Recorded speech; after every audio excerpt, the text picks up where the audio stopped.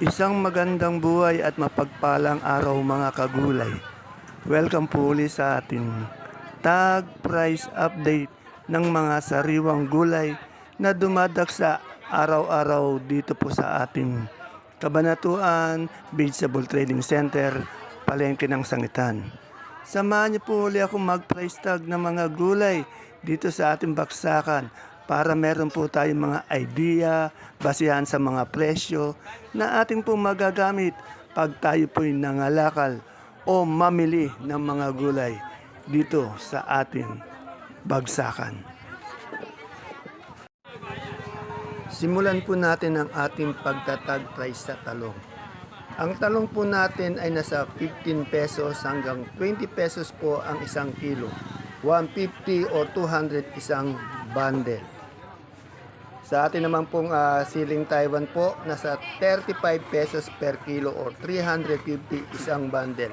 Asking price lamang po . Sa atin naman pong dominong talong ay nasa 10 pesos po ang isang kilo or 100 po ang isang bundle. Sa atin naman pong papaya ay nasa 25 pesos po ang isang kilo ng ating papaya. Sa atin naman pong dahon ng sili, yung siling damonyo po ay nasa 60 pesos po ang isang kilo. Sa atin pong bonitong ampalaya ay napakababa po, nasa 15 hanggang 20 pesos po ang isang kilo. Sa ating patolang palikpik naman po ay nasa 20 pesos ang isang kilo. Sa ating Sophia naman po ay nasa 15 hanggang 20 pesos ang isang kilo. Halos lahat po ng gulay ay mababa. Sa ating ampalaya po, nasa 40 hanggang 45 pesos po ang isang kilo ng ampalayang haba. At yung ating naman pong siling panigang, nasa 20-25 pesos po ang isang kilo. Ayan po yung ating saluyot. Ang saluyot po bumaba din, nasa 20 pesos po ang isang tali. At yung ating pong talbos naman ng kamote ay nasa 7 pesos po ang isang tali. Sa ating pong gabi, yung gabi pong ating galyang na pula, nasa 35 pesos per kilo. Yung puti po, nasa 38 pesos per kilo. Yung sinibuyas po, nasa 60 hanggang 70 pesos po ang isang kilo.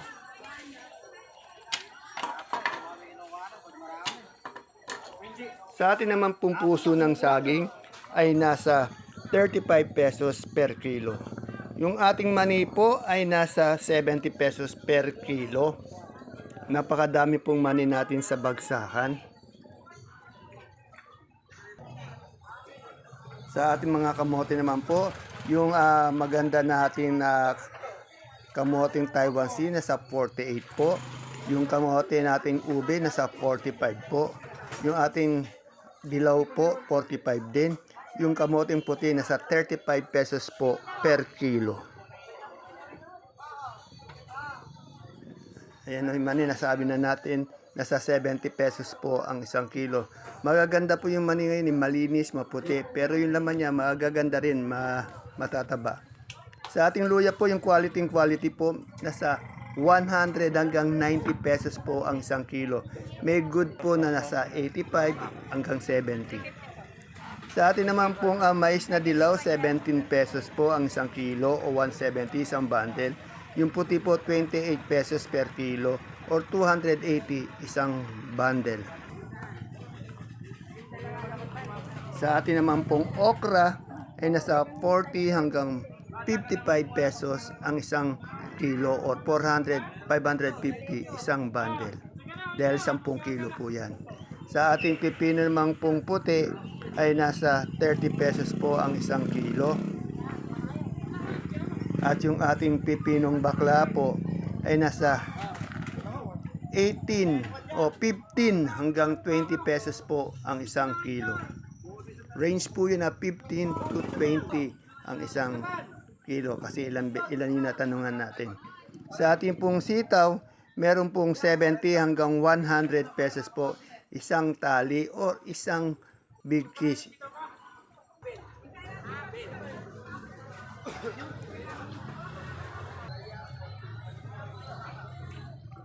Sa ating kalamansi naman po ay nasa 2,400 po isang bundle, isang buriki or 30 kilos. Yung maganda po, quality pong kalamansi yan. Mabilog, malaki at makinis yung balat.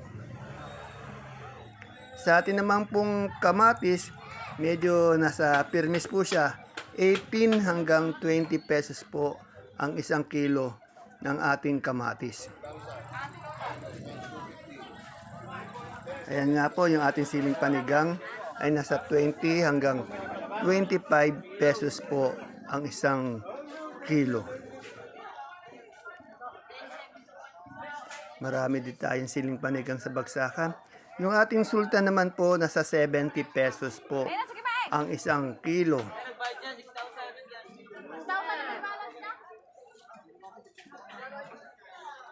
Ayan po, yung dahon sili, nasa 60 pesos po ang isang kilo. Siling siling damonyo po yan ha.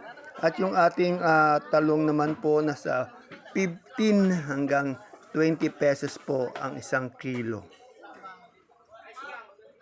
Sa ating Sophia po ay nasa 15 hanggang 20 pesos po ang isang kilo. Medyo bumaba na rin po siya. Halos lahat talaga ng gulay mababa sa ating bagsakan. Yan po yung ating Taiwan, 35 pesos po ang isang kilo. Napakainit po sa ating baksakan kaya magdadala po tayo ng payong pag tayo po'y nangalakal. Yan po yung ating ampalayang bonito, nasa 15 pesos po. Yan po yung mais natin, 17 pesos po ang isang kilo. Yung dilaw, yung puti po, nasa 28 pesos po ang isang kilo. Tinatanong din po natin iba para may pagpipilian tayo. Kaya lang pag pare-pare ng presyo. Yung ating pong pipinong bakla nasa 15 hanggang 20 pesos po per kilo. Ibig sabihin po, dalawa, tatlo na peso ang ating napagtanungan. Yung ating pong pipinong puti nasa 34 pesos per kilo, dalawa yung natanungan ko, parehas lang 30 pesos po ang isang kilo. Asking price lamang po yun ha. Sa ating pong supremang kalabasa, 21 po yung malaki, yung 20 po yung medium, 18 naman po yung small. Ito, ano ba to? Mustasa. Yung mustasa po natin nasa 30 hanggang 35 pesos per kilo. Yung ating singkamas naman po ay nasa 110 ang isang tali, isang big kiss.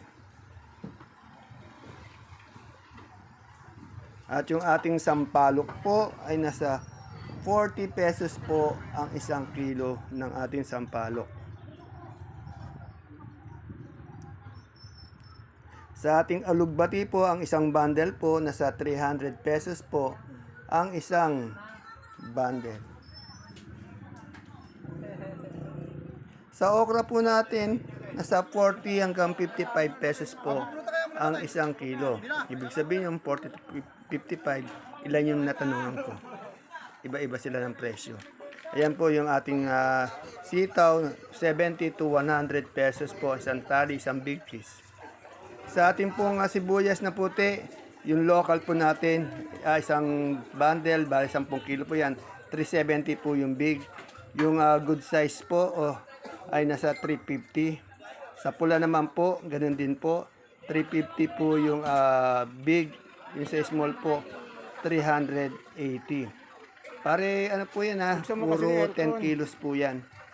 Yung ating pong super white, yung big, 520. Yung good size, 430. 5 kilo naman sa bawang. Sa kanso po, yung big, 450. Yung small, nasa 440. 5 kilo din po yan. Ang mataas po natin yan pong ating munggo.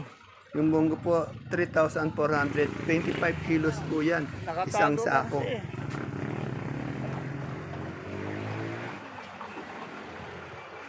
Sa atin naman pong gulay bagyo, sa ating repolyo, nasa 200 lang po siya ang isang bundle. Magaganda po yung repolyo nila, Madam Glad.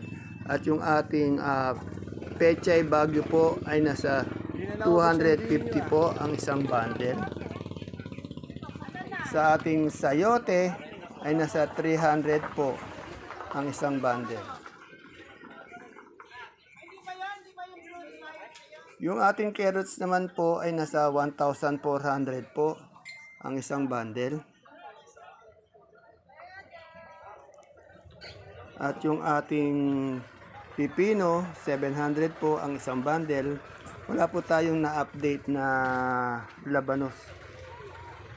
Yung ating patatas po, nasa 500 po ang isang bundle. Yung malaking patatas po yan.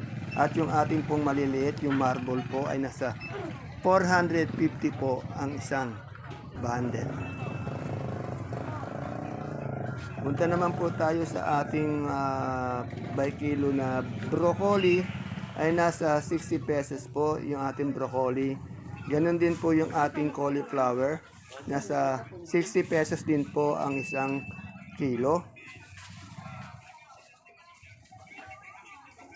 Pareho po yan na broccoli 60 pesos po ang isang kilo. Sa ating sitsaro naman po, 150 pesos po ang isang kilo. Sa ating young corn, nasa 25 pesos po isang styro. Ang lemon naman po natin, nasa 200 po ang isang kilo. Imported po yan 200 pesos po ang isang kilo. Sa ating red bell po ay nasa 100 po ang isang kilo.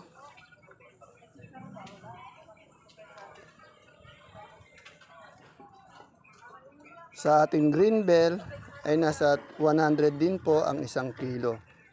Sa ating Baguio beans po, nasa 90 pesos po ang isang kilo.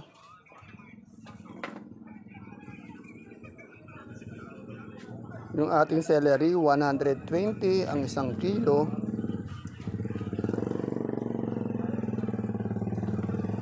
Yung ating leeks naman po, 130 isang kilo.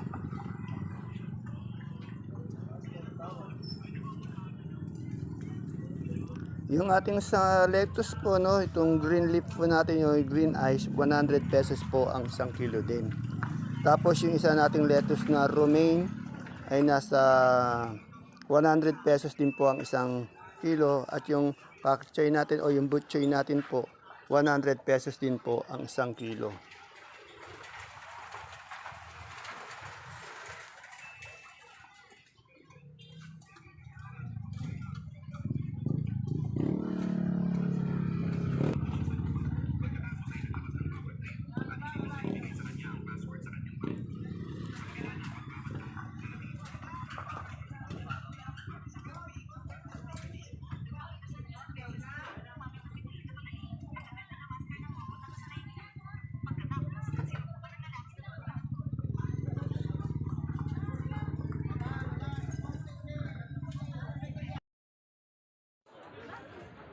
Ayan po mga kagulay, mga kapalengke, ang ating pinaka-latest tag price update ng mga gulay na dumadating araw-araw dito po sa ating bagsakan.